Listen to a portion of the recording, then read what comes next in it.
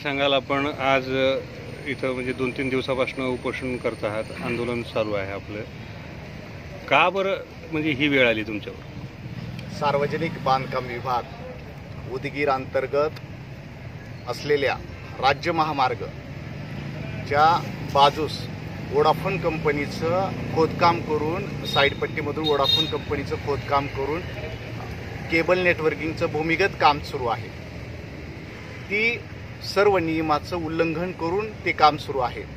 त्या माध्यमातून आम्ही कार्यकारी अभियंता व जिल्हाधिकारी यांच्याकडे संबंधित कंपनी विरोधात तक्रार दिलेली आहे की हे काम परवान्याच्या नियम व अटीचं उल्लंघन करून सुरू आहे आणि 22 कोटी रुपये शासनानं खर्च करून हा महामार्ग बांधलेला आहे। त्या महामार्गाच्या साईड पट्ट्याचं खूप मोठं नुकसान त्या कंपनीने केलेलं आहे।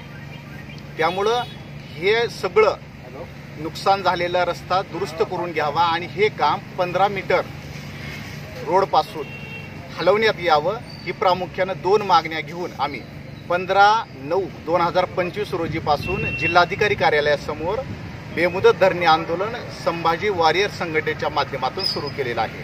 परंतु संबंधित सार्वजनिक बांधकाम विभागाचे कार्यकारी अभियंता अलका डाके यांनी सदरील कंपनीला पाठीशी घालत या प्रकरणी ठोस कारवाई कुठलीही केलेली नाही। त्यामुळं त्यांनी जोपर्यंत कारवाई ह्या कंपनीवर गुन्हे दाखल होत नाहीत, 15 मीटर काम हलवण्यात येत नाही आणि साईड पट्टीचं नुकसान झालेलं दुरुस्त करून घेण्यात येत नाही, तोपर्यंत हे बेमुदत धरणे आंदोलन सुरूच ठेवण्यात येणार आहे।